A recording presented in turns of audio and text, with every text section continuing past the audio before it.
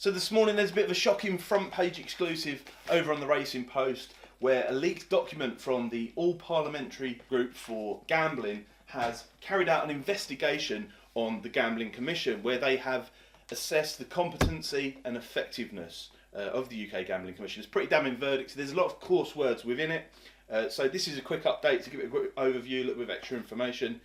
But they say the Gambling Commission has failed in practically every aspect. They've been taken over by ideological zealots and pandering to a minority group of militant activists and academics. Now there's plenty of harsh words within this. It's a 178-page report, so we can't cover everything, but the key points here: multiple breaches of the Regulators Code. They listed 19 different points on that one. Incredibly lengthy timeframes for responses and dealing with issues. We all know about that with Football Index in recent times. Being unclear on multiple points, not explaining what non-compliant activity is when breached to operators must be extremely frustrating.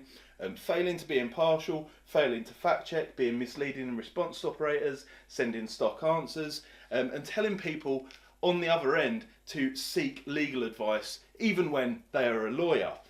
Big failings in skills and understanding, treating deposits the same as spend. Anybody who's ever placed a bet in their life online will know that there's a big difference between the two. And also there's a significant section in there on the way Football Index was handled last year. It highlights the Gambling Commission CEO standing in front of activists and their big orange bus with the statistics about problem gambling in children, you may remember, yet the lack of Gambling Commission sanctions supporting that. A fact that's been, it's been a mystery for most people over the last year within the industry, but it's not the first time that Rhodes has said something and then not supported his claims. You may remember in the Racing Post previously he said, with single customer view, if operators were to abuse affordability checks, then the Gambling Commission would step in, something that's been happening for years, they still haven't done. And the whole thing has been supported by anecdotal evidence from operators. There's 7 different case studies in there with lots of different details, multi-pages. But honestly, this brief review doesn't really do it justice. There's just so much here with nearly 200 pages. So the recommendations that the APPG have put forward is that a better regulation executive carries out an audit on the Gambling Commission. It recommends that a QC undertakes an independent investigation into them, that the DCMS put the GC under special measures to change its culture within. There was lots of issues in there about the culture at the Gambling Commission, and also that the DCMS temporarily take over the complaints process.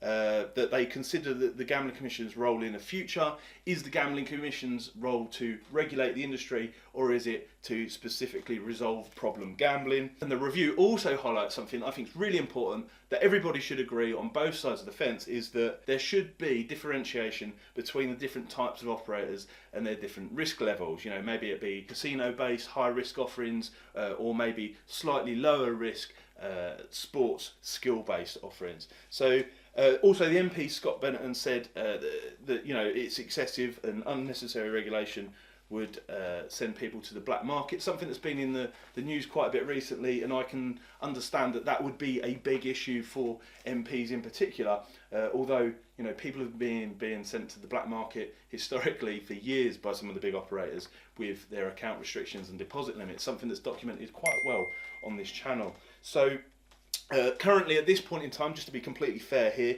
the Gambling Commission said that it would respond to put straight inaccurate assumptions, although it hasn't commented further at this stage. Bridget Simmons, the chairman of the Betting and Gaming Council, which represents a lot of large bookmakers, said that they don't endorse the report. Now I can only assume, based on previous information and what we know, is they want the single customer view that Chris Philp was suggesting, where everybody has to share all their financial data with all the betting companies. Of course they do, because they want to solve problem gambling, or do they?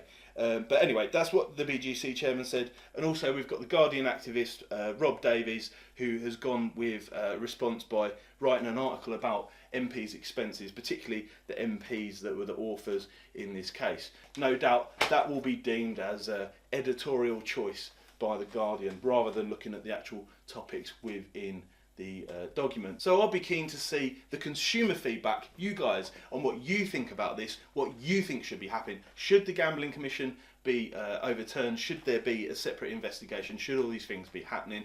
What is the course forward? Please let us know in the comments down below. Hot topic.